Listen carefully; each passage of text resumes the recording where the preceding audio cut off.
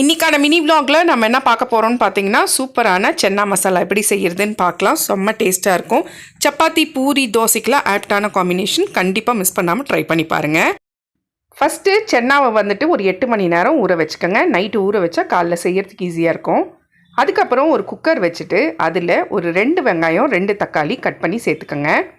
கூடவே 1.5 டீஸ்பூன் இஞ்சி பூண்டு பேஸ்ட்டும் ஒரு 4 பச்சை மிளகாவையும் சேர்த்துக்கோங்க. இதை எல்லாத்தையுமே ஒரு 1லேருந்து 2 நிமிஷத்துக்கு வதக்கி எடுத்துக்கோங்க. அதுக்கப்புறம் நம்ம ஊற வச்ச மூக்கடலையை அலசிட்டு சேர்த்துக்கோங்க. சேர்த்துட்டு அதையும் ஒரு நிமிஷத்துக்கு வதக்கி விட்டுட்டு 1 டீஸ்பூன் மிளகாத்தூள், உப்பு 1/2 டீஸ்பூன், மஞ்சத்தூள் 1/4 டீஸ்பூன் சேர்த்துட்டு எல்லாத்தையும் ஒன்று போல் ஃபஸ்ட்டு நல்லா கலந்து விட்டுருங்க. கலந்து விட்டுட்டு இப்போ 1.5 கப்பு தண்ணி ஊற்றிக்கலாம். தண்ணி ஊற்றி நல்லா ஃபஸ்ட்டு ஒரு 5லேருந்து 6 விசில் மீடியம் ஃப்ளேமில் வச்சு விட்டுருங்க. ஸோ 5லேருந்து 6 விசில் விட்டு ப்ரெஷர் எல்லாம் ரிலீஸ் பண்ண பிறகு நம்ம ஓப்பன் பண்ணி பார்த்துக்கலாம்.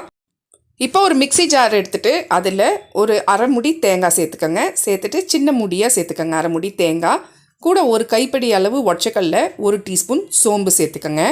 சேர்த்துட்டு நல்லா தண்ணி ஊற்றிட்டு பேஸ்ட் மாதிரி அரைச்சிட்டு வந்துடுங்க.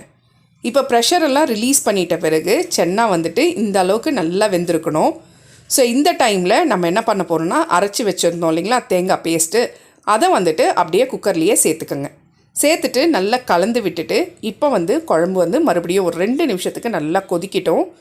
கொதித்த பிறகு திக்காயிடும். ஏற்கனவே நம்ம 1.5 கப்பு தண்ணி ஊற்றிருக்கோம். இப்போ நம்ம தேங்காயும் ஒற்றைக்கல்லையும் சேர்த்து அரைக்கும் போது குழம்பு திக்காயிடும். இப்போ தாளித்து கொட்டிடலாம். அதுக்கு ஒரு கடாய் வச்சு கொஞ்சமாக எண்ணெய் ஊற்றிட்டு 1/2 டீஸ்பூன் சோம்பு சேர்த்துக்கோங்க. நல்லா கையிலேயே நுணுக்கிட்டு சேர்த்துட்டு கூடவே கருவேப்பிலை சேர்த்துக்கோங்க. லாஸ்ட்டாக கொத்தமல்லி போட்டு இறக்கிடுங்க. சூப்பராக இருக்கும். கண்டிப்பாக மிஸ் பண்ணாமல் ட்ரை பண்ணி. தேங்காய் அரைச்சி ஊற்றி சென்னா குழம்பு பக்காவாக ரெடி ஆகிடுச்சு.